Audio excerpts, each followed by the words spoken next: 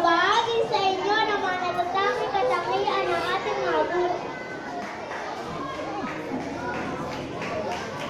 Happy! Ang ating mga teacher palaging happy o masaya sa tuwing magtuturo sapagkat ito sa nila ang kanilang profesyon. Thoughtful, si teacher ay palaging thoughtful sa pagpakalala ng mga dapat at hindi dapat gawin bilang isang mag-aaral.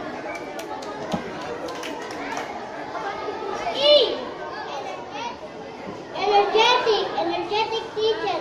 Yan ang mga guro natin upang sumaya at sumigla ang buong klase.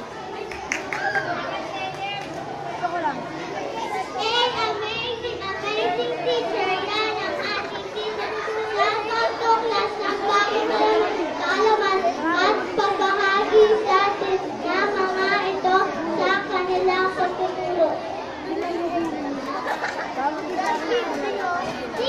Caring! Si teacher ay caring o mapag-alaga sa amin, lalo na pag kami ay nasasaktan at may sakit.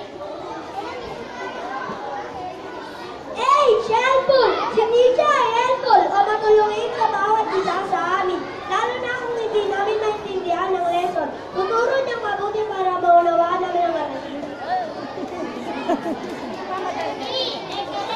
Encouraging teacher. Sila ang teacher natin. Sila ang unang humingi sa atin.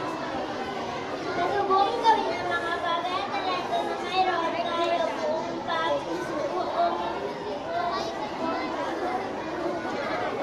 buong tiwala at support ang binibigay nila sa amin.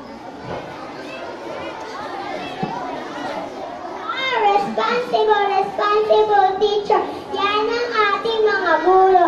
Responsibilidad nila ang turuan, gabayan at alagaan lahat na mag-aaral.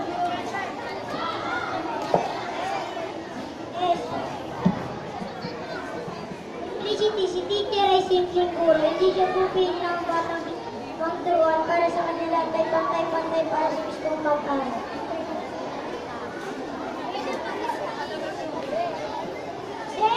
Ito ang araw ng mga teacher. Ito yung tawag na sila ay nagsasaya at pag-alala.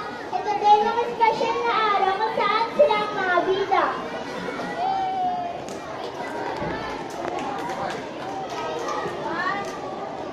Mula po sa mga nag-aaral ng kami po ay magbahagi sa inyo ng Happy Teacher's Day.